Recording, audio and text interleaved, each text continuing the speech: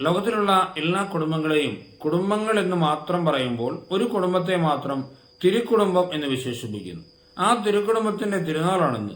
എന്തുകൊണ്ടാണ് യേശുപിതാവും മാതാവും ഈശോയും അടങ്ങിയ കുടുംബം തിരുക്കുടുംബമായി മാറിയത്? കാരണം കുറ്റപ്പെടുത്തുവാൻ ഒരുപാട് സാഹചര്യങ്ങൾ ഉണ്ടായിട്ടും അവർ പരസ്പരം കുറ്റപ്പെടുത്തിയില്ല എന്നുള്ളതാണ് അതിന്റെ ഏറ്റവും പ്രധാന കാരണം.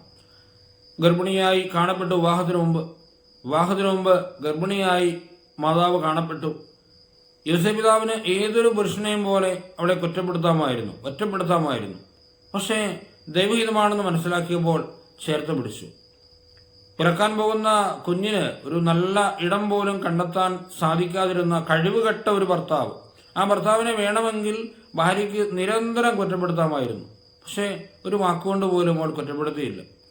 ദേവാലയത്തിൽ വെച്ച് ഉണ്ണീശോയെ കാണാതെ പോകുന്ന സമയത്ത് വേണമെങ്കിൽ രണ്ടു പേർക്കും പരസ്പരം പഴിചേരാമായിരുന്നു. നീ കാരണമാണ് കുഞ്ഞിനെ നഷ്ടപ്പെട്ടത്, നീ കാരണമാണ് പോയത് എന്നൊക്കെ പറയാമായിരുന്നു. പക്ഷെ അവർ ഒരുമിച്ച് ആ വേദനയിൽ ഒരുമിച്ച് ഈശോയെ അന്വേഷിച്ചു. അതുകൊണ്ടാണ് ദേവാലയത്തിൽ വെച്ച് ഈശോയെ കണ്ടെത്തുമ്പോൾ മാതാവ് പറയുന്നൊരു വാക്കുണ്ട്, മോനെ നീ എന്തുകൊണ്ടാണ് ഇങ്ങനെ ചെയ്തത്? നിന്റെ പിതാവും ഞാനും ഉത്കണ്ഠയോടെ നിന്നെ അന്വേഷിക്കുകയായിരുന്നു.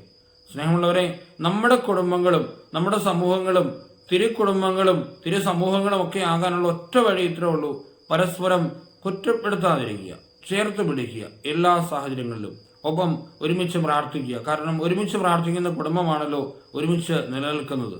ഈശോ അനുഗ്രഹിക്കട്ടെ. നമ്മുടെ കർത്താവ് ഈശോയുടെ കൃപയും പിതാവായ ദൈവത്തിന്റെ സ്നേഹവും പരിശുദ്ധാത്മാവിന്റെ സഹവാസവും നമ്മെല്ലാവരുടെയും കൂടെ എന്നും എപ്പോഴും ഉണ്ടായിരിക്കട്ടെ, ഇപ്പോഴും എപ്പോഴും എന്നേക്കും. ആമേൻ.